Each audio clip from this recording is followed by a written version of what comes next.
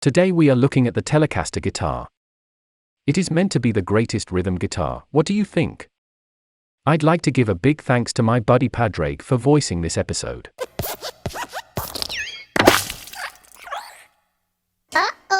When I think of a rhythm guitar player, there are a few key aspects that spring to mind. First of all, they have to keep time impeccably. That is harder and more important than many musicians appreciate. Next, there are a few less obvious things I consider. Percussive playing styles, a clear cutting sound, and sonic versatility for when it's needed. Rhythm guitarists often surrender flashy moments of soloing and dueling melodies to the lead guitarist, so they have to be able to make an impact in other ways, whether that's through textural playing, new techniques, or bombastic chords for emphasis. A truly great rhythm guitarist can make or break a band. Looking through some of my favourite rhythm guitarists: Joe Strummer, Keith Richards, Jimmy Page, Andy Summers, Bruce Springsteen, Tom Petty, Steve Cropper, Prince, Jack White and Rick Parfitt. I could go on all day making this list. They're all lauded for their rhythm guitar playing and influence. But I also noted a cool trend. They all favoured the Telecaster. Whether they were the strict rhythm guitarist or just tasked with holding it down under the vocals, these musicians dominated the game with a tele in hand. Steve Cropper specifically attested to the cleanliness of the tele for recording, which is a very important aspect of rhythm playing. The clarity in the bassline sound allows for each player to put more of their own individual flavour and technique into the mix. Now, would Strummer's unique picking hand technique be so prominent through the heavy, harmonic, distortion-rich Les Paul format? What about Keith's banjo-like approach to playing? I have a feeling that it wouldn't have translated as well on a less versatile instrument. Now, while plenty of guitars offer versatility, few have demonstrated the ability to act as a blank slate better than a Telecaster. From Jimmy Page's crushing tones to the jazz-inspired shimmer of Andy Summers, the Tele handles it all with aplomb. That clean, canvas and punchy single coil tone is a big reason why the Telecaster is represented in every major genre. From country to metal to punk, the Telecaster is a hot commodity for rhythm-centric guitar players everywhere. While the Tele does have a few specific tonal characteristics, they lend themselves nicely to merging with other amplifier or pedal tones. The brass bridge provides a bright, punchy tone to the bridge pickup, and this has been well exploited by many picking styles and technical approaches to achieve that classic Tele twang. Meanwhile, the neck pickup is far smoother and oftentimes offers a cleaner sound, which lends itself well to finger picking, lead guitar work and atmospheric layering of guitar parts. Another major plus of the Telecaster is how easy it is to modify the guitar to suit your needs. This is true for most of the Fender designs, but has been especially exploited on the Telecaster for many years.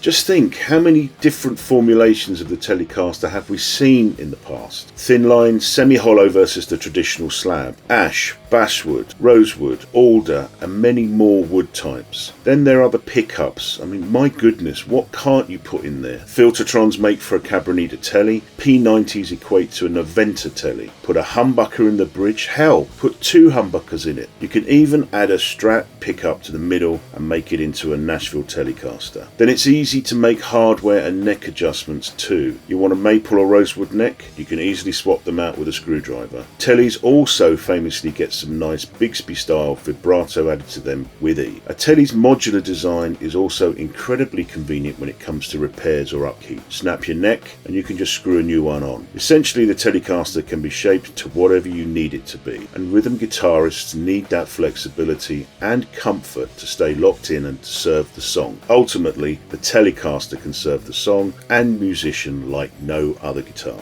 While we may hold vintage 50s and 60s Teles in high regard now, they weren't designed to be luxury collector's items. They were designed to be a mass-produced, easily repaired guitar for the everyday player on a budget. Quite frankly, they've always been easy to affordably assemble. This is a big reason why some of Fender's most affordable Teles are still in high demand and readily used on stage. Be it a classic vibe or Mexican Player Series Telecaster, they don't need to be worth more than $1,000 $1,000 just to be gig ready. When you consider how easy it is to modify Telecasters, the value of them only increases. You can save a few bucks by grabbing a lower end tele and upgrading it with aftermarket parts. For all the amazing features of a Les Paul or ES335, they take a good bit more handiwork to assemble in a quality fashion. Even other standouts like the Jazzmaster and Stratocaster have just a bit more going on than the Tele does under the hood. Without the trem-laden bridges of those two designs, Teles are also a good bet to stay in tune better, even at the lower quality and price ranges of the Squier line. While guitar playing and gear discussion is an entirely subjective exercise, I hope I've convinced a few of you that the Telecaster is the best rhythm guitar out there. It's versatile, customizable, affordable, and the perfect basis for rock rhythm tone. There's no shortage of reasons why an armada of iconic rhythm guitarists have picked a Tele over their other option. If it works for Prince, Joe Strummer and Keith Richards, it can work for you too. The Tele is, in my opinion, the ideal rhythm guitar on the market. It was in the early days of rock and roll, and it remains so now. So, is the Tele the ultimate rhythm guitar? Let me know what you think in the comments below. I'll be back soon with the best content I can, and a big thanks to my buddy Podrick Floyd for voicing this episode. If you'd like to voice one for me, please let me know at chinaguitarskeptic@gmail.com. In the meantime, you take good care.